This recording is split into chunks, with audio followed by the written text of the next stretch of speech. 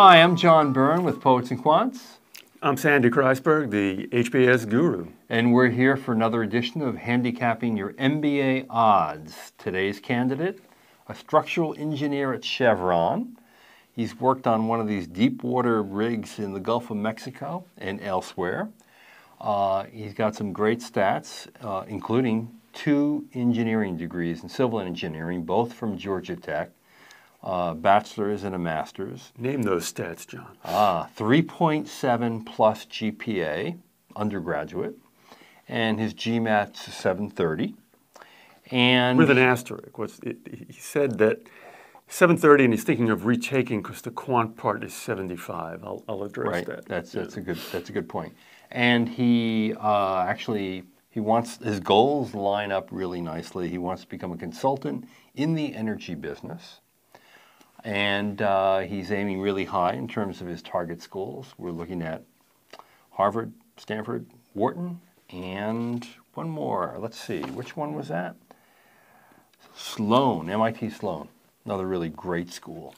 What do you think? I think he's in good shape. There's always a spot at all those schools for big oil people. Those are... if I can remember who they are, Chevron, what are the oil companies? Anyway, the big 3 or the big 2, whatever left. And also in that gang is Schlumberger, the oil service company. A lot of people in business school from Schlumberger. Yeah. So what we got here is Georgia Tech, respected school, strong stats, totally tight story. He's got a tech background, works for Chevron, worked on a deep water rig, right, and then did a gig in Kazakhstan. Yeah, 28 days on, 28 days off. That's something. So and then his goals make perfect sense. He wants to be a consultant. He's a consultant type. He could be either an energy consultant or join the big 3 consulting firms in their energy practices. Exactly. And he's got a lot of extras. Yeah, all the extracurriculars line up with the engineering background as well. He was president of the student chapter of the American Society of Civil Engineers. He was associate chair of the Engineering Honor Society. He was president of the Civil Engineering Honor Society. He's done fundraising and marathons as well. Looks like a really great guy. Really great guy.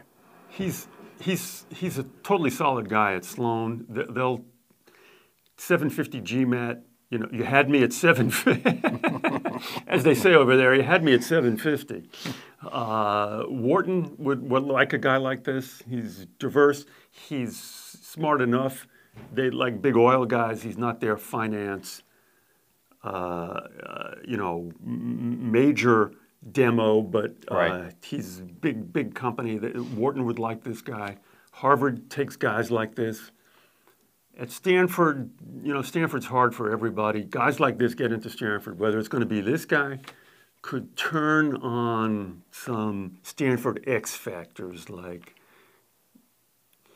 the kind of leadership he has about heading engineering clubs and running engineering societies and marathons. Right.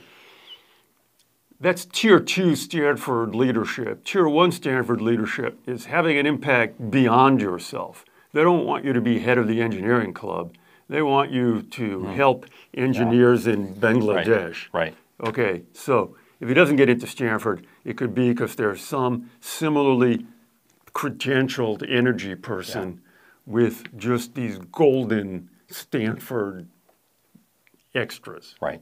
So this all lines up so perfectly because of his undergraduate background, what he's actually doing right now for a brand name multinational company, what his goals are, and what he did in his spare time in terms of extracurriculars. What can blow him up? He's a 730 GMAT, 3.7 GPA. What can blow this guy up? Well, he could execute in an ineffective way. He could say things in the essays that the danger that this guy has, that when people see Georgia Tech, particularly politically correct admissions people, they got a question, is this guy a cracker? Okay. Come on. Nobody would. Yeah, this is the truth. That Georgia Tech is a great school too. It's a great school. There's a lot of smart crackers there in the minds of the admissions committees, in the group female mind of the admissions committee. Okay, there's a lot of crackers at Georgia Tech. I'm not saying what I think. Okay, I'm just telling you, this guy's got to pass the cracker filter by dint of his. That's one thing he's got to do is you pass the cracker filter.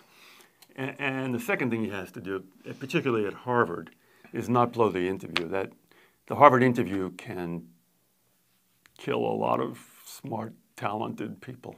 Okay, the odds. Harvard. Let's go to Harvard right away. What do you say? 40% plus. Oh, that's really high. Wow. Stanford. 30 to 40%. Okay, even accounting for what you said about his extracurriculars, which were kind of second tier for Stanford. You talked me into it, 30%. Okay, there we go. How about Wharton? Boy, 40 to 50%. This is really good. Yeah. You're in a generous mood today. Possibly. MIT Sloan? 50%. All Sloan right. loves guys like this. All right. Let's do it with the question of, do you retake a 730 GMAT Oh, that's right. when the quant score is 75? Do you? No, not this guy. Especially if you have an engineering degree, right? Because schools just want the number. They don't. They know this guy can do quant, and all they care about for this guy is the 730. That's what they report to the magazines. Right. There may come the sad day when the magazines start breaking this out by Q and V. That would be very sad. But because nobody doubts the fact that this guy can do business school math. Yeah, you don't get through Georgia Tech with both an undergraduate engineering degree and a master's in engineering and not be able to do math. Right. He is a quant. He's definitely not a poet. So I wouldn't. If you want to do it, go do it. But it's not gonna make a dime's worth of difference.